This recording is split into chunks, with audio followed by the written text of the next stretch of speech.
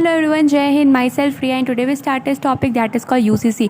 आज जो हम लोग डील करेंगे वो यूसीसी के बारे में डील करेंगे, यानी यूनिफॉर्म सिविल कोड के बारे में डील करेंगे और इससे रिलेटेड कुछ टॉपिक्स कवर अप करेंगे। तो फर्स्ट ये आता है कि आखिर यूसीसी के पीछे इतनी चर्चे क्यों हो रखी है, यानी यूसीसी के पीछे इतनी डिबेट क्यों हो रखी है।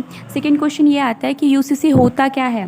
थर्ड क्वेश्चन आता है कि आर्टिकल्स 44, यानी जब हम लोग यूसीसी के बारे में डील करेंगे तो आर्टिकल्स 44 का क्या वाइटर रोल है। फोर्थ क्वेश्चन ये आता है कि यूसीसी के विरोधी, यानी बहुत सारे लोग जो है ये रूल्स को अप्लाई करने के लिए रेडी है, यानी वो लोग चाहते हैं कि हमारे कंट्री में ये रूल जो है वो फॉर्म हो, लेकिन बहुत सारे ऐसे भी लोग हैं जो कि इसका विरोध कर रहे हैं, यानी इस पॉलिसी के अगेंस्ट है। फिफ्थ क्वेश्चन ये आता है कि यूसीसी के बदलाव, यानी अगर हमारी कंट्री यूसीसी को अप्लाई करती है यानी एक्सेप्ट करती है तो उससे क्या क्या चेंजेस होंगे। तो वन बाय वन करके हम लोग डील करेंगे।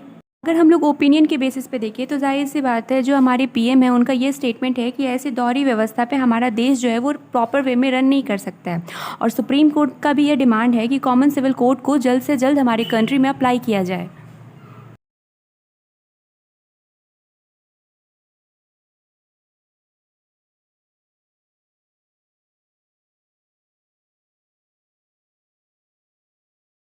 अपने बहुत सारे प्रोमिसेस को पूरा कर लिया है और ऐसे भी बहुत सारी प्रोमिसेस है जो वो पूरा करना चाहती है। 2024 यानी लोकसभा चुनाव भी नज़दीक है और इससे पहले बीजेपी दिए गए अपने सारे प्रोमिसेस को वो पूरा करना चाहती है। पीएम मोदी का कहना है कि जैसे एक फैमिली में एक रूल्स एंड रेगुलेशंस होने चाहिए, उसी तरह से हमारे कंट्री में भी एक रूल्स एंड रेगुलेशंस होने चाहिए। प्रॉपरली लैंग्वेज में समझे तो हमारे पीएम ने अनाउंस किया है कि जैसे एक फैमिली में डिफरेंट लॉ जो होते हैं वो प्रॉब्लम क्रिएट करती है, तो उसी तरह से हमारी कंट्री में अलग अलग लॉ जो है वो भी प्रॉब्लम क्रिएट करती है।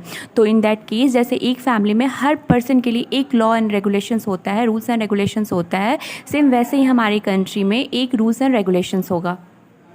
पहले अगर हम लोग उत्तराखंड की बात करें तो वहाँ पे यूसीसी को लागू करने की प्रिपरेशन चल रही है और वहाँ के सीएम इसको लागू करने के लिए पूरी तरह से रेडी हैं।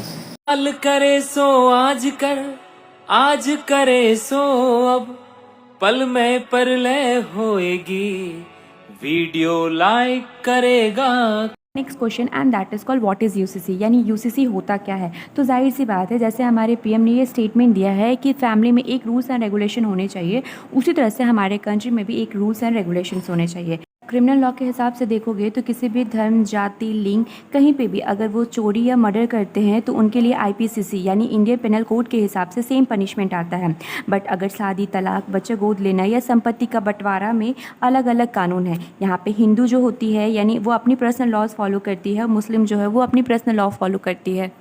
कंट्री की जो गवर्नमेंट है वो ये चाहती है कि जो हिंदू पर्सनल लॉज और जो मुस्लिम पर्सनल लॉज हैं ये हट जाए और यूसीसी जो है वो फॉर्म हो, ताकि जितने भी लॉज हैं यानी जितने भी धर्म हैं, जितनी भी जाति हैं, अगर वो शादी, तलाक या बच्चा गोद लेना या प्रॉपर्टी डिस्ट्रीब्यूशन की केसेस आती है तो सिमिलर लॉ जो है वो अप्लाई हो।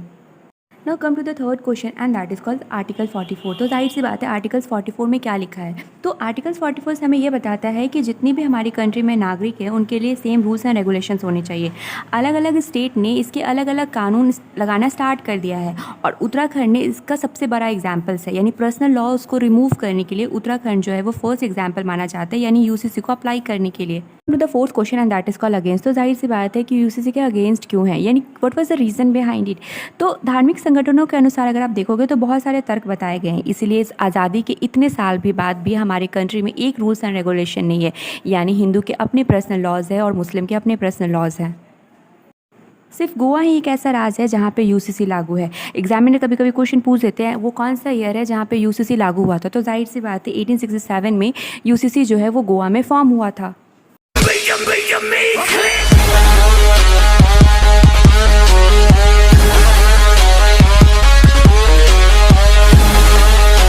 लॉ के अनुसार शादी का रजिस्ट्रेशन करवाना अनिवार्य है, या फिर वो किसी भी धर्म का हो या किसी भी जाति का हो।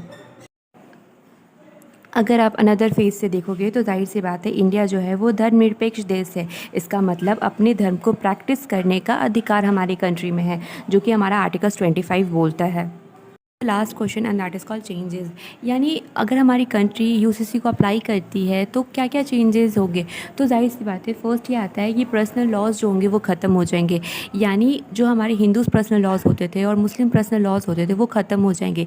यानी शादी, तलाक, बच्चा गोद लेना, यानी प्रॉपर्टी डिस्ट्रीब्यूशन में जो हिंदूज़ जो थे वो अपने लॉज फॉलो करते थे और मुस्लिम जो थे वो अपने लॉ फॉलो करते थे, ये डिस्ट्रीब्यूशन ख़त्म हो जाएगा और सिमिलर लॉ आएंगे जो कि हिंदू को भी और मुस्लिम दोनों को फॉलो करना है। सेकेंड पॉइंट में अगर आप देखोगे तो जाहिर सी बात है, जो हमारी कंट्री की जो रूलिंग पार्टी यानी बीजेपी का ये मानना है कि हमारी कंट्री में यूनिट आएगी। जैसे फैमिली में एक रूल्स एंड रेगुलेशन से फैमिली में यूनिट रहती है, सिमिलरली एक कंट्री में अगर एक रूल्स एंड रेगुलेशंस होंगे हर एक पर्सन के लिए तो हमारी कंट्री में यूनिट आएगी। और हमारे जो पीएम है उनका भी यह कहना है कि वन नेशन वन लॉ।